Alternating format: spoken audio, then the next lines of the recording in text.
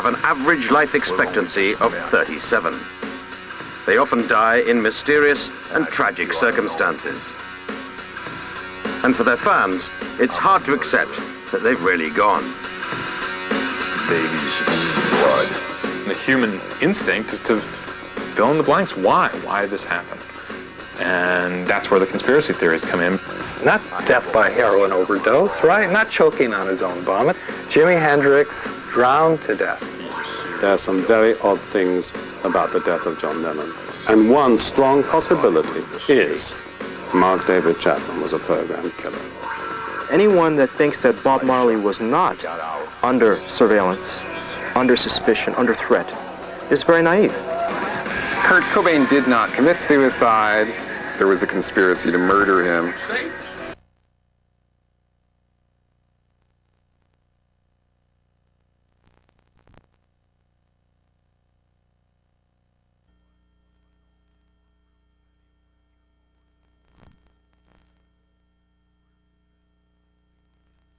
What are the inconsistencies on this page? Well, what you'll want to do, obviously, in attempting to establish the authorship of the suicide note, so-called, is to take a look at Kurt Cobain's real handwriting in terms of published examples in the public's view, in the public's domain, during the time of his life that were never disputed. This is Kurt Cobain's handwriting. This is a draft copy of his most famous composition, Smells Like Teen Spirit. So as an example, examine the title and the first line of Smells Like Teen Spirit. What you have is 12 words in which fully half of them, 6 of the words, include elaborate cursive movement of 3 or 4 letters. You can see the letters flow into each other in long movements of the pen. So what you have is an incidence in this small example, which is typical, of Kurt Cobain's handwriting, including elaborate cursive movement in 50% of all of the word formations. However, you take a look at the so-called suicide note, and what you have is a 574-word document in which there is only one example of an elaborate cursive movement. In other words, this has a rate of cursive movement of 1/5 of 1% of all of the words, including cursive. This has a rate of cursive movement of 50% of all of the words. In other words, the occurrence of cursive movement is 25,000% higher in real Kurt Cobain handwriting than it is in the purported Kurt Cobain handwriting in the so-called suicide note. Perfect. Do we need anything else? Great. Okay. I think we've done that. I think let's move on to another piece of evidence. Again, I think you want to show us a photograph, and what we'll do is we'll first. You said you're not quite sure. Oh, you know, you didn't ask us about the experts. We could go. Oh yes, okay. We don't need to see the document for that. We'll just have a close look. Just have it. So you don't need to put it down. Let's be close up so we don't see the board. Okay. If you put it down, that'd be great. So, what do the experts say about the suicide note? That's the good question, actually. And well, again, I need a short answer, a compact answer. Well, I have to call upon the viewer of this program to examine this like a jury and to say, does that make sense? Is that logical? Is it reasonable? And here in the U.S., expert witnesses are hired all the time in the field of handwriting examination and other fields. And generally, handwriting experts are experts for hire. They'll argue that something's a forgery if they're being paid to argue it that way. They'll argue that something is authentic if they're being paid to argue it that way in court or elsewhere. The Seattle Police Department claims to have hired 3 independent experts to examine the handwriting. None of them were willing to describe to me in any way what the methods were that they used to arrive at their conclusion.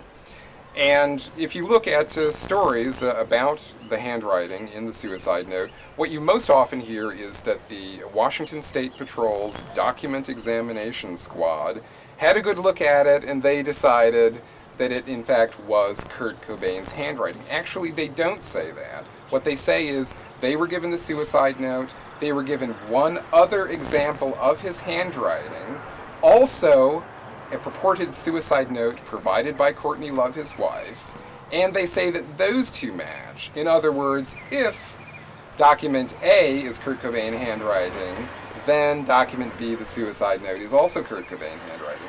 But the Washington State Patrol has no idea whether or not document A is in fact by Kurt Cobain's hand. So you don't trust. Sorry? There were 2 cars over that if you want to do it over. Was it really bad? Yeah. Okay. You could say starting back again with, they got the suicide note, they got another one. Okay. Right. At that point, are you able to just okay? Well, the particularly ironic part of how the Washington State Patrol arrived at their conclusion that it was likely to be by Cobain's hand is that as an example of handwriting that they used to compare, they obtained another so-called suicide note written months earlier, according to Courtney Love. So in order to authenticate one possibly forged suicide note, they asked a possible suspect in the case to provide another apparent suicide note. In other words, they looked for the worst possible example for comparison. Was that okay? Yeah, I mean, you hear cars over You there. will hear cars, so we can't change Yeah. that. Right. This is where we are. Okay, great. Never mind. Okay, great. Very, very good point. So. Sorry, I'm just very aware of time, Yeah. because it's 9:30. We need to leave within 10 minutes. What other piece of evidence is there that you would say suggests that it wasn't quite suicide? What else is peculiar about the case? The strangest turn of the whole concern is only just beginning. And that is that not only is the suicide note a rather obvious fake, but the idea that Cobain died as the result of a shotgun injury is also a complete and utter fake. This was the photograph that was published the day after he died on the front page of the Seattle Times.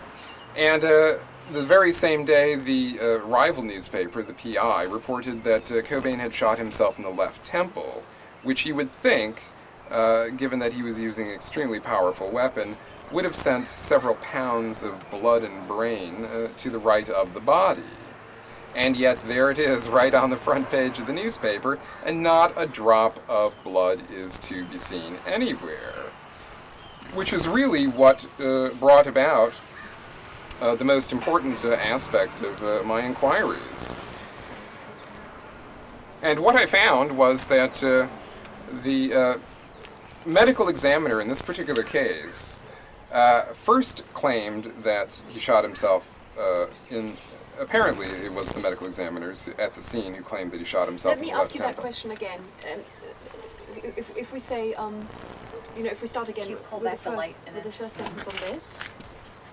If we start with the medical examiner, and then you can pull this up, and you can say, but here's the evidence. So we're going for this, or we're going for the other one? We're going for this one now. Yeah. That's right. Okay. We got the other one quite well, didn't we? Yeah. I mean, we can go in for it again, but we have it. Let's continue. Let's continue with this one. So what about the medical examiner? What did he say? The first story to come out on the day after the body was discovered was that he shot himself in the left temple. That was never established as a matter of fact. It seemed extremely suspicious given the initial photographic evidence that was seen by the public. I started asking questions the following week after the body was discovered, and then suddenly it was no longer the left temple, but that Cobain had shot himself in the mouth. That seemed to address the question of why there was no blood and brain matter to the right of the body. However, 2 months into this, I discovered a piece of video which shows Cobain's head, or the top of his head, and a rather broad area all around it, which also shows no blood at the scene of the crime. Here's a rather telling still. Here's a close-up of the still. There's just no blood anywhere to be seen. Now, I discovered this in late May. I aired this on my television broadcast on June 1st.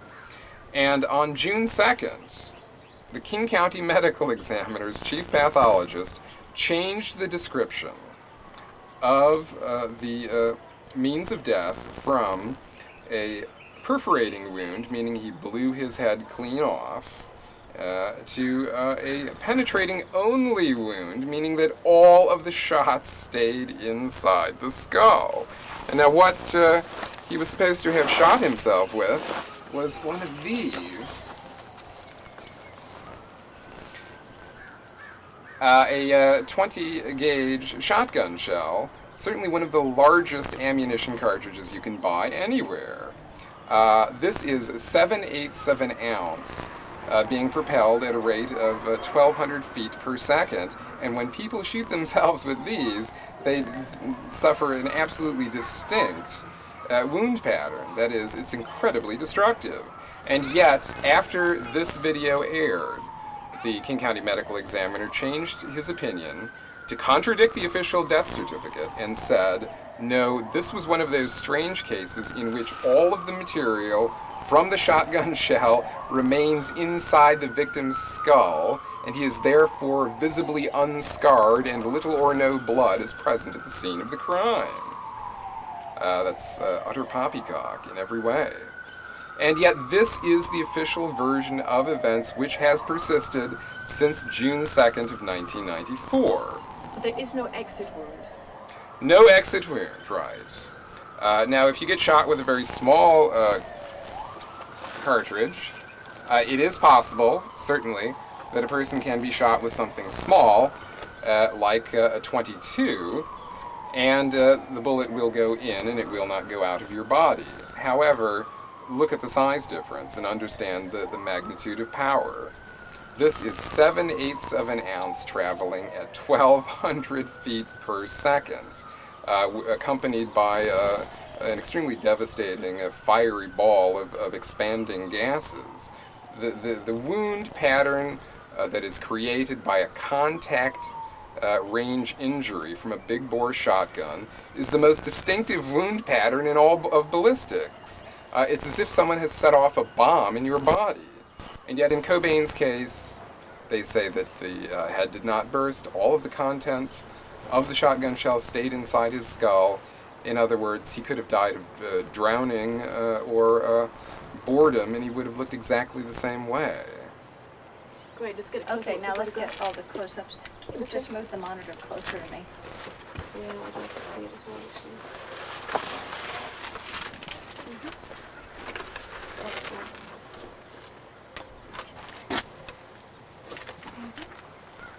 Now, let's start with the pictures. Okay. Okay. So you can point to the, you'll need to put down the... But don't put them away. Put them right to your right where you're sitting, so you don't lose them. Okay. So we want to see that this is his hair, and you haven't quite said that, so I'd quite like to, you in your own words, to say... So this was... Oh, were you rolling? Mm-hmm. So this is the hair on the top of the head of Kurt Cobain at the scene of the crime. And as you can see, when this video was discovered, it established beyond any doubt that there was a very troubling aspect of this case, which is all around the head there is not a drop of blood to be seen anywhere. And how is it that that could have occurred in the case of an intraoral shotgun wound from a big bore shotgun? And of course, it was the day after the initial airing of this tape on cable television that the King County Medical Examiner then and forever changed his description of the wound scenario to no exit wound, all of the shot, all of the contents of the shot cartridge stayed inside his skull, little or no blood was present at the scene of the crime, which is completely impossible. Now you also pointed to the other picture. Could you also say who the person is with a suit on? So if you describe, well, this is Kurt Cobain and this is somebody at the, because we don't know, it could be the killer, you know, we don't know what this video is, so this is, when was this photograph shot, who is in it? Mm-hmm. Well, this is video of the Kurt Cobain crime scene in the very earliest stages before they put up a curtain to prevent people from filming inside of it. The person in the foreground is a police detective. He's surrounded by other police detectives. Most of the higher-ups in the hierarchy of the police homicide squad were there off and on during the day. Now please move your finger as if you're pointing. We're just shooting imagery now. So this is Cobain's garage. This is the top of his head. This is a police detective. And of course the most important part of the image is this area here, because this is where all of the blood, brains, bone, and everything else should have been propelled had he really died as the result of an intraoral shotgun blast. So to account for the lack of blood at the crime scene, the day after this video was aired, the King County Medical Examiner concocted a story that said he shot himself in the mouth with a big bore shotgun, and yet all of the contents, the shot, the wadding, the plastic cup, all of the contents of the shotgun shell remained inside his skull and did not expel, which is completely impossible. I'm terribly sorry. Could we get a shot of just the close-up without the finger, so we can come to that finger and really close up? Okay, let's, and then possibly panning up to the top one.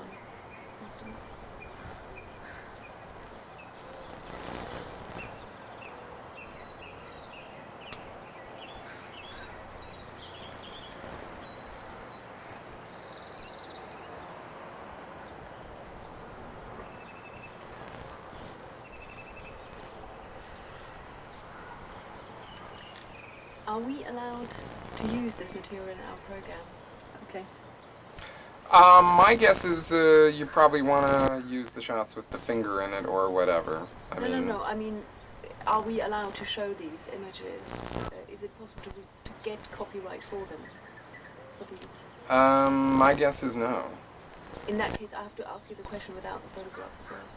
Oh, I suppose so, yeah. Because I just need to cover myself if we can't use it. Well, I'll tell you what, I've got a blow-up, which is black and white, and my understanding, at least in the U.S., is that that's the sort of thing that I can prefer really... to do it once without. I mean, I don't think it makes a difference whether it's color or black and white, but I would like you to ask me the same question. You could just describe. You have seen photographic evidence which you cannot disclose here, etc. Now, could we just do the close-ups of the shells while I'm in my close-up mode? The what do you need? The close-up? To hold up the yellow Oh, the shells, shell. of course. Yeah. Well, do you want we'll start with the one. First you held up just the one. Just the yellow? Mm-hmm. You held it differently. You held it more like in front of your face, like that. Like that, exactly. that's right. And you didn't have your elbow up on the top? Oh, didn't I? No, you didn't have your arm up. Right. Okay, rolling now. Mm-hmm. And you were kind of motioning a little bit. Okay. A little bit, and then also static.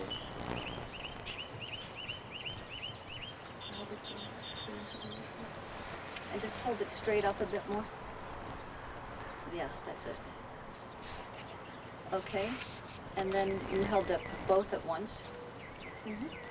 I think it was both at once in one hand. Is that right? I think it was That's first, right. first the single That's exactly right. one. Yeah, let's do that. No, it was one. both at once. Oh yeah.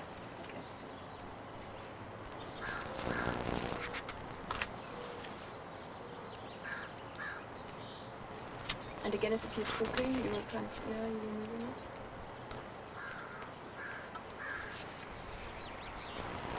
it. Okay.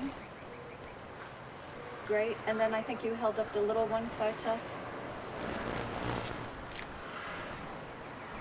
So, Corinna, this is the black and white, and I mean, it's a Xerox of a video still. I mean, we're like multiple generations away from the actual. Are you allowed to tell us who shot the video? No, my agreement was that it was confidential. Right, okay. So you've been given this by a confidential source. Okay, great. Thank you. Okay. Why don't you say that? You know, this video or this copy of the photograph. Let's do the same thing again. Wider type.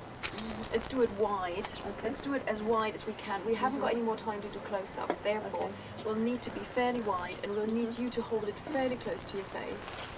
And basically the essence of what I'd like you to say, and you're doing it perfectly, is this is the back of a police officer at the scene. This is a head, this is the head of Cobain. There's no blood.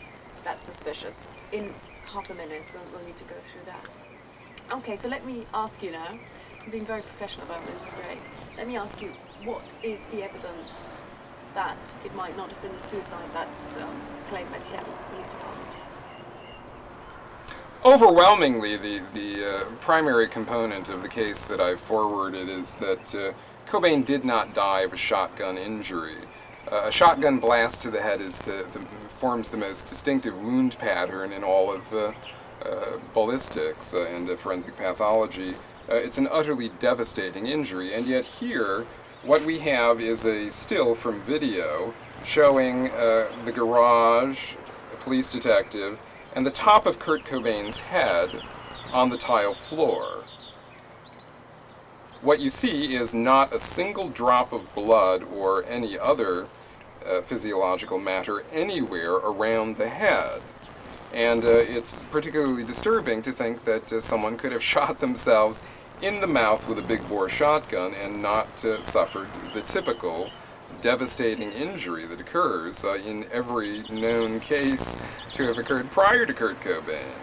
In other words, the fact that this video shows no blood at the scene of the crime all around his head fairly well establishes that he probably died of circumstances which have never been described. And if that's not convincing enough, the thing you have to understand is the day after this video aired, showing no blood at the scene of the crime, the King County Medical Examiner then changed his description of the wound scenario to no exit wound, all of the shots stayed inside his skull, therefore little or no blood was present at the scene of the crime.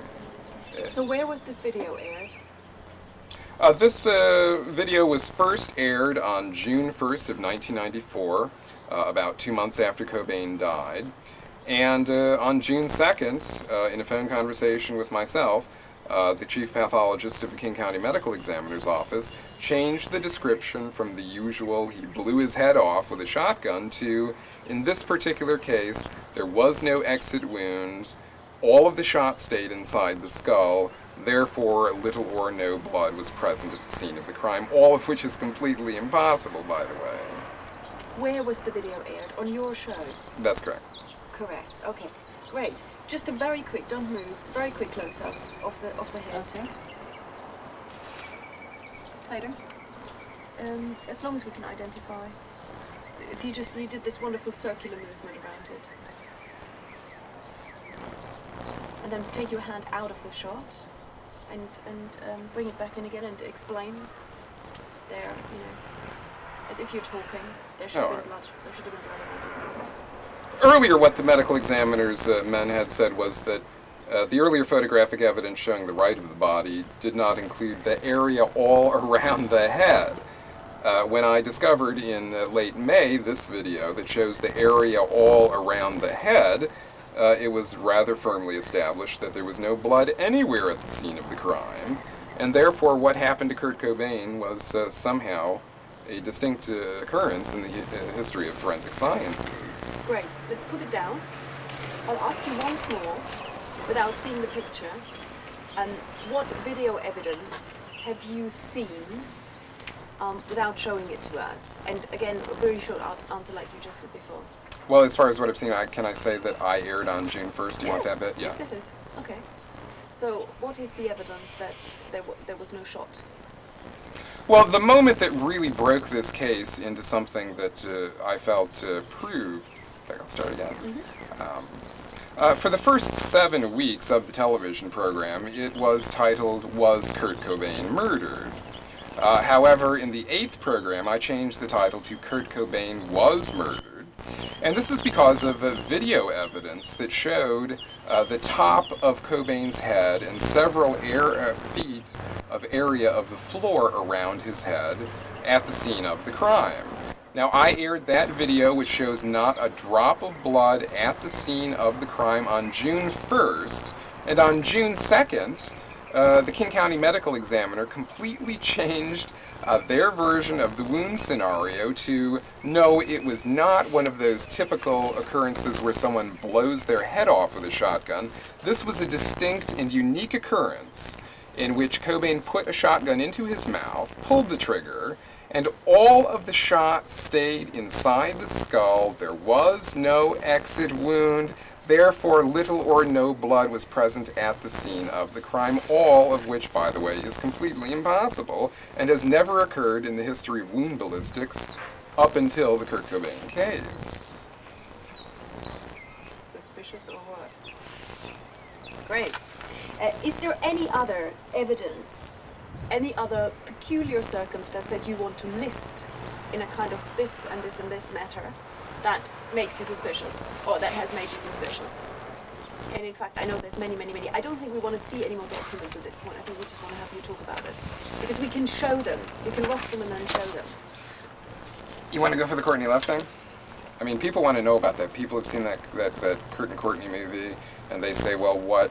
I mean, people are going to ask. I know you're concerned about libel and all that, but people are going to say, well, what does this guy think of Courtney? Does he think it's something else? At the moment, I just want to know what other mysterious circumstances there are to the case. Never mind, we'll get to Courtney. We'll definitely do that next.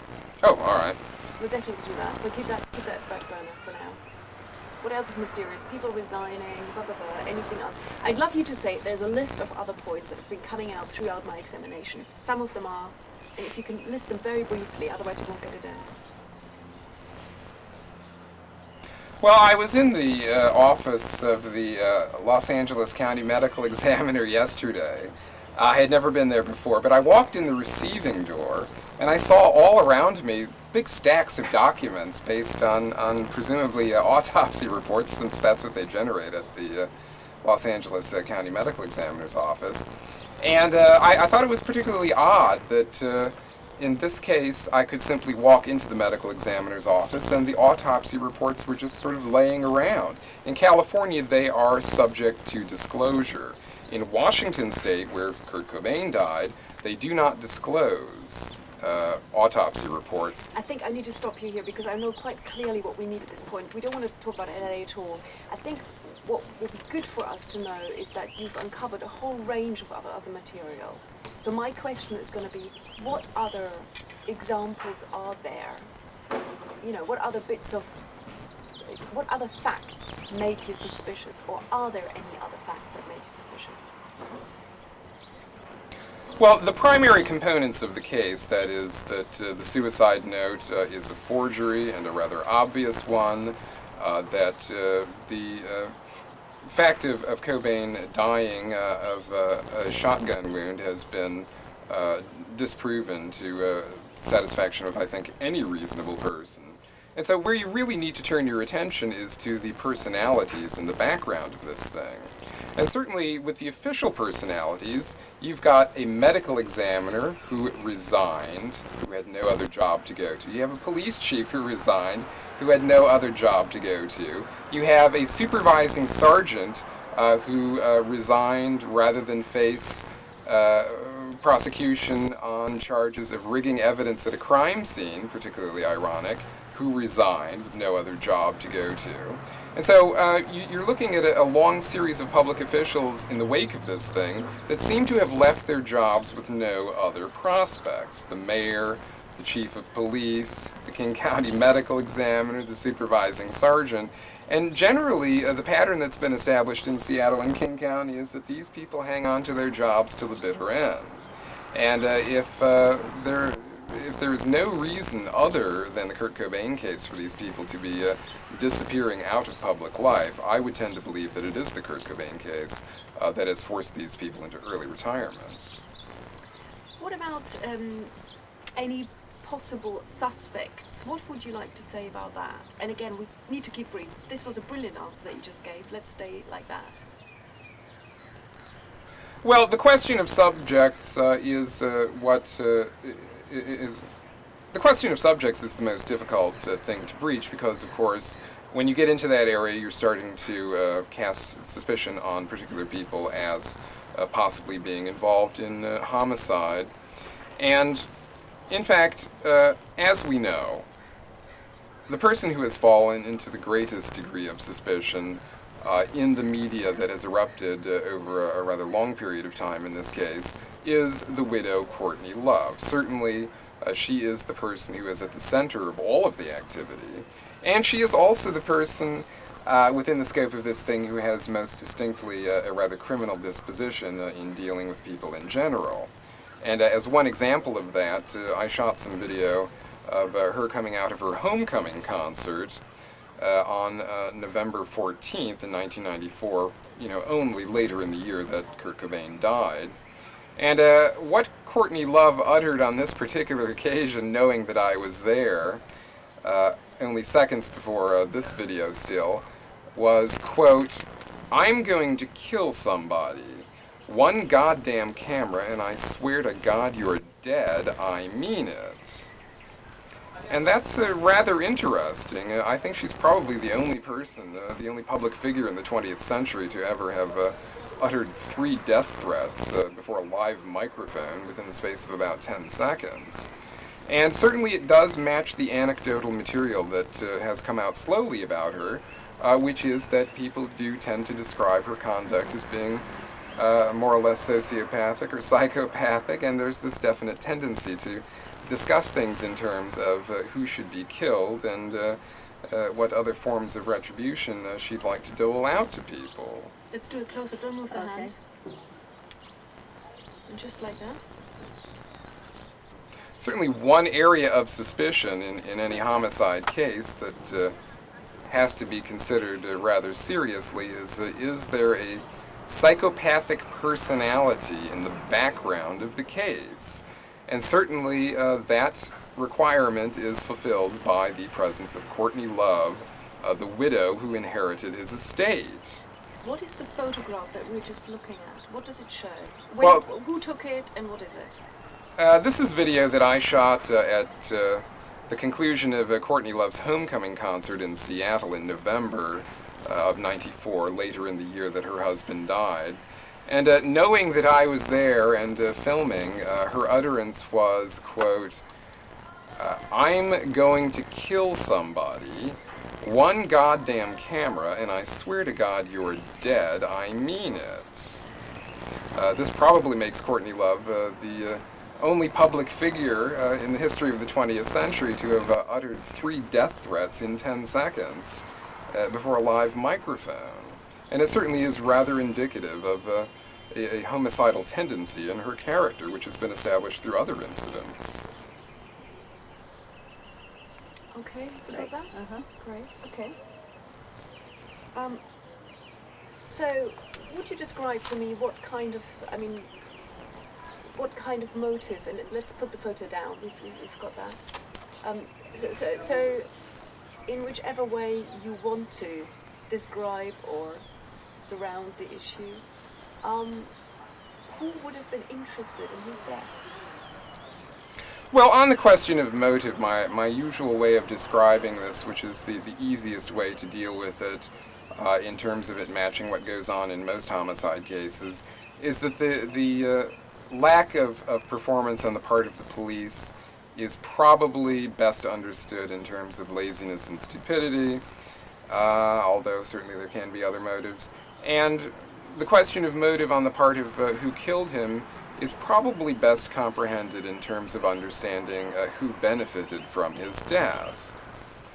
You could certainly place his wife, who inherited his estate, absent a last will and testament, at the center of that.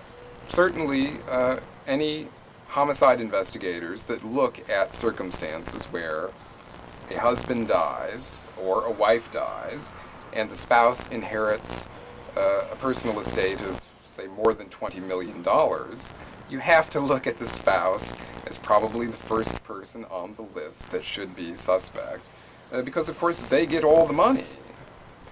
However, I would like you to say, or I'd like to ask you, is there any evidence that she's done it? Well, one of the curiosities that's come out in terms of how the Seattle Police Department handled this case occurred in an affidavit in a lawsuit that I was involved in, where a detective named Detective Kirkland of the Seattle Police Department said, quote, it was SPD's intention to conduct this case in a fashion which would protect the privacy interests of Courtney Love Cobain. In other words, what the police said was their primary motivating factor in conducting this case was not to discover who killed Kurt Cobain, but to protect the privacy interests of a big-time show business celebrity.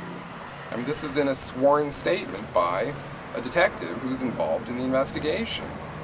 And when you look at that, you have to understand that there really was no legitimate homicide investigation. How can there be a homicide investigation when the principle that's been put forward is protect the interests of the potential primary suspect rather than discovery of who committed the homicide?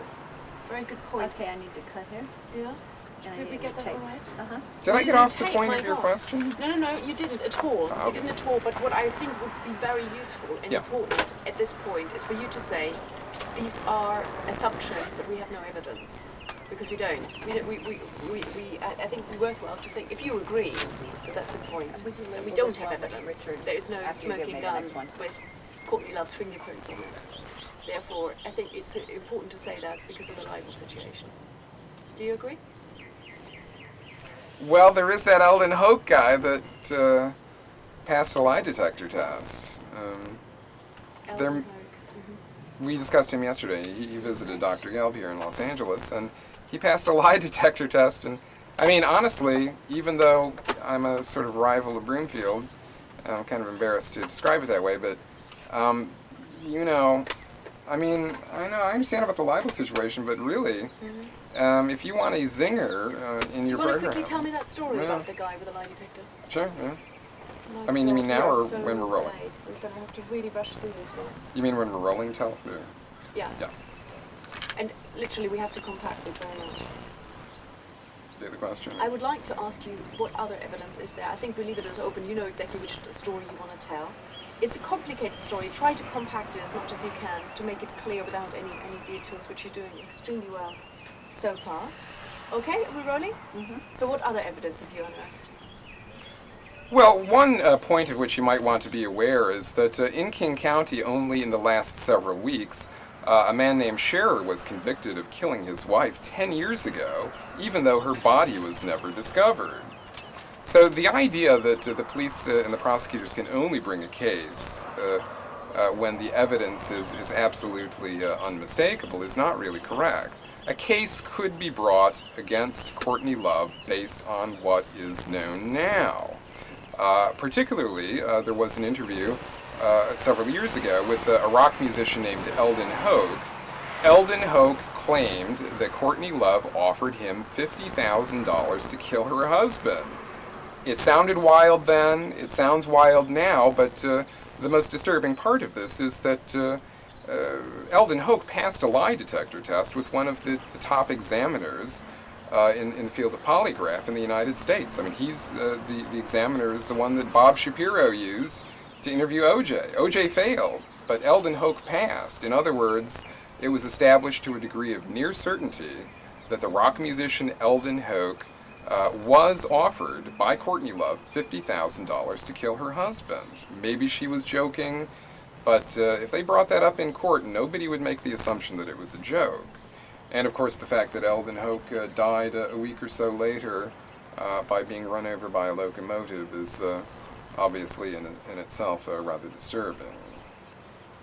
When was he? And this is, of course, something that was aired in the Nick Broomfield film, and he was interviewed in that. But when was he offered that? How much before his actual death? How much before Kurt Cobain's actual death? I mean, I'd have to say in the months leading up to him. Do you want me to rephrase That's the whole fine. thing? Yeah. Well, in the months prior to Cobain's actual demise in April of '94, apparently, according to substantial evidence, Courtney Love offered a musician named Elden Hoke here in Los Angeles $50,000 to kill her husband. As you may know, Elden Hoke passed a lie detector test with one of the leading polygraph examiners in the United States. who proved to a degree of 99.9% certainty that Elden Hoke was telling the truth when he said, Courtney Love offered me $50,000 to kill Kurt Cobain. And of course, as you may know, Elden Hoke died in 1997. In the weeks following that polygraph examination, he was run over by a train in his home, near his home in Riverside, California. And of course, it's always rather strange when someone's run over by a train under these circumstances. Are you ever worried about the work that you do? Oh, I'm constantly concerned about my own personal safety. I mean, the most disturbing part of it is, of course, that in Seattle, as in a number of American cities, the police are rather thuggish, they're rather cultish. They're like a big street gang, basically.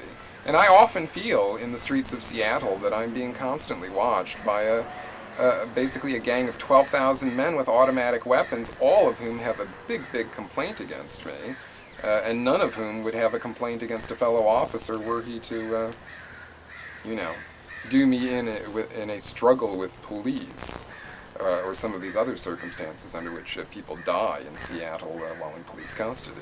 Are you afraid of Courtney Love? Everyone who's ever dealt with Courtney Love says that they have reason to fear her. I have received threatening correspondence. I mean, Courtney Love said, she shouted death threats in my direction before my camera. Courtney Love was apparently at least tangentially involved in the mailing of a threat that said, a business associate of Courtney Love apparently sent a note that said that someone was going to beat me to death and break my hands. Courtney Love called me on the phone once and left an answering machine message that said, Richard, I'm after you. Whatever the hell that means. I mean, were she a good friend of mine, perhaps I might see that as an innocuous comment, but we're certainly not good friends. And when someone like Courtney Love says, I'm after you, you just wonder what the hell she's talking about. So the combination of death threats is, more persuasive than any single incident, although certainly when she screamed out, I'm going to kill someone, I mean it, that was rather persuasive in itself. However, is there any direct, definite evidence that she's done the crime? Well, it's particularly curious that the police have made official statements that the way that they conducted the investigation was done in a way to protect the privacy interests of Courtney Love. It's particularly ironic because, in fact, she was in jail here in Beverly Hills the week of her husband's death on narcotics charges. Now, in any other case, when you've got a wife who's wigged out on drugs, who has a reputation for being insane and violent, and she's in jail at the time that her husband dies, any good homicide investigator would assume this person set herself up for that arrest so that she would have an ironclad alibi were anyone to start to question her whereabouts at the precise time of death. However, I'm just wanting to rephrase that. Is it correct to say, or do you agree, there is no direct evidence that she was involved? This is speculation from your part. Generally, when an independent investigator constructs a case, it's described in terms of being speculation this, apparently that. All of those pejoratives are actually dropped once it becomes a case for the prosecutors. And were you to look at the evidence that I have unearthed and that several other people have put forward, you would find that it would be extremely persuasive were it argued in a court of law by a prosecutor attempting to inflict the death penalty on certain particular individuals like Courtney Love who were involved in this case. I think what I'm trying to do at this point, and you're aware of the libel situation, is that I'm not necessarily including this in the program. I might need to include a sentence from you, if you're willing to give it. If you're not, fine, we'll leave it out. That there is no evidence, no definite evidence that she did it. There is a lot of suspicion about the case. However, you have no substantial evidence that she actually did it. Are you happy? Would you be happy to say that? If you're not, we'll leave it. I mean, I could just do a retake on what I just said, which is... Well, we've got that. Right. Anyway, I mean, a we've more got that. succinct version of it, which is that when an independent investigator or a so-called conspiracy theorist gathers evidence, it's generally perceived that this person is doing this on a basis of speculation and whimsy. However, were the facts in this particular case to be forwarded by the King County prosecuting attorney in a first-degree murder case, it wouldn't be whimsy and speculation any longer. People would see this as a particularly persuasive case that this particular individual engaged in efforts to exterminate the life of her husband and to secure his estate for her own purposes. In other words, there is a compelling case that could be put forward by the King County prosecuting attorney that would spell out for a jury rather convincingly that Courtney Love did conspire to kill Kurt Cobain for the purposes of obtaining his estate. Okay, great. Now, you're saying conspiracy. Do you consider yourself a conspiracy nut? I'm using your own words here. My own words? Conspiracy nut? Yeah, no, oh, in my paper. notes. Okay, right, okay. Yeah. Well, the first time that I was in a magazine, a national magazine in the U.S., there was my picture. There were the words conspiracy nut. And it didn't feel too good. On the other hand, it referenced my website and also included the terminology judge for yourself. So sometimes you have to put up with a bit of this. I mean, I'm appearing in a program here called Conspiracy Theories, and I have a little bit of a reservation of being compared to people who are involved in ufology and that sort of thing. However, judge for yourself. Look at the evidence that's been published on the website and elsewhere, and you will see that the case is very persuasive. And How do people react to your television show that watch it?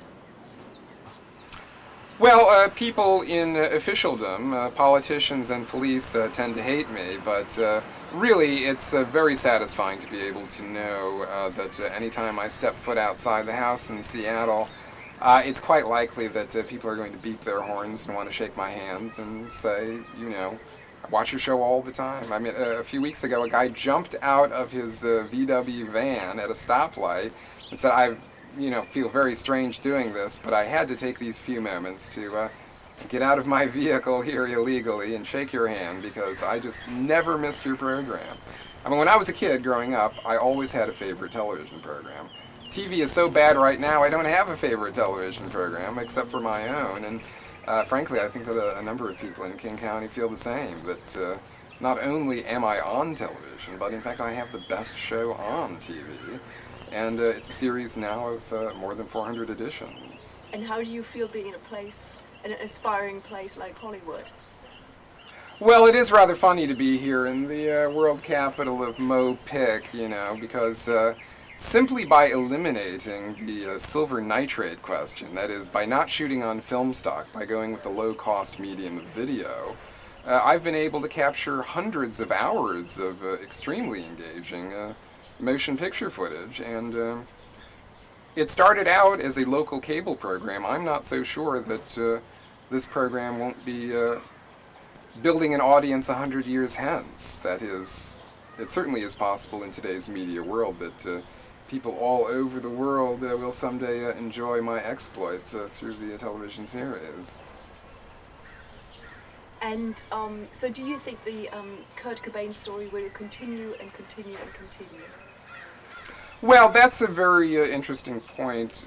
Basically, if Kurt Cobain were not such a compellingly interesting and likable character in the first place, I certainly could not have built on the story in this way. And so as much as I like to take credit for my own efforts, I would also have to say that a part of the value of the series and the value of my investigation is that the idea that this happened to Kurt Cobain, that apparently there was a conspiracy to murder him and there was a great deal of official misconduct to assist the murderers, is all the more compelling because of the type of person that Kurt Cobain was, which is, I'm a very cynical sort of person, but I would certainly number him among a small number of actual persons in history that, certainly recent American history, that I admire greatly. And that certainly does add to the pleasure of doing the program. Even if I never find a broad audience for this program, it will always be of great value to Kurt Cobain fans, to music fans, because the fact is that Cobain himself stands in the pantheon of major American singer-songwriters. So even if conceivably I never reach that wide audience that I'd like to reach, music fans will always be interested in what I've done, and will always understand that a great singer-songwriter is not the run-of-the-mill. It's a very rare bird indeed, and that obviously really makes the tragedy all the more compelling. Should we cut for a moment? Yeah, we lost that whole last statement because the battery died. It's okay, it's okay. I think we've covered it anyway. I think that's fine. Let's just go through it. We've Sitting had- over, holding up the I think we've covered it, haven't we? reflector. I think we have covered it. I think we have. Okay, because that whole last statement. Yeah. However, in May 1981, Bob Marley died.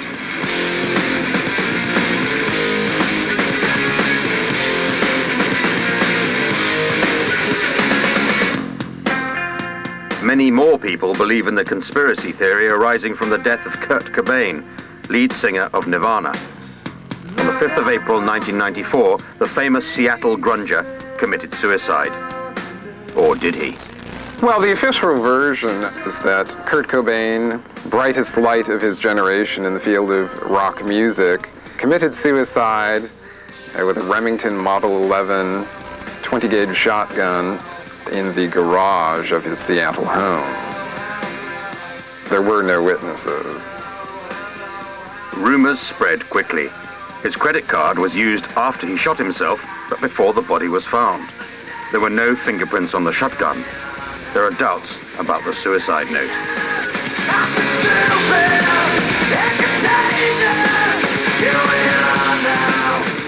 What we have now, after some of these documents have been released, is an opportunity to examine what Cobain's signature looked like on the so-called suicide note and compare it to the signature that they had in their files. And they certainly should have discovered that the two signatures could not possibly be more distinct. Richard Lee also claims a photograph of the death scene shows he could not have shot himself in the left temple. This was the photograph that was published the day after he died on the front page of the Seattle Times.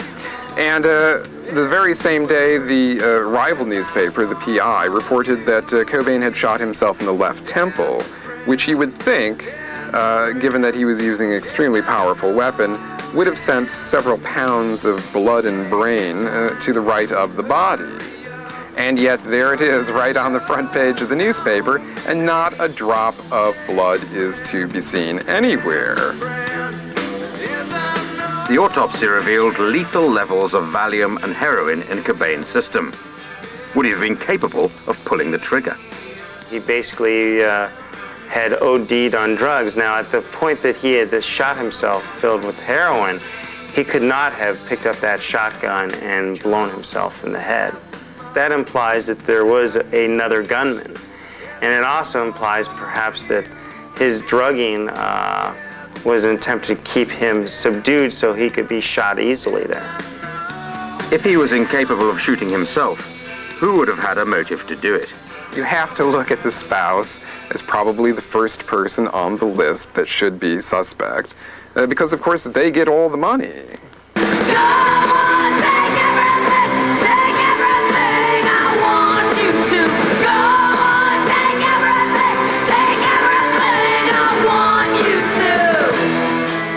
Kurt Cobain's widow, Courtney Love, inherited the Kurt Cobain estate. There are unfounded rumors that she ordered a hitman. She has always vehemently denied it. Incapable of shooting himself, who would have had a motive to do it? You have to look at the spouse as probably the first person on the list that should be suspect, because of course they get all the money.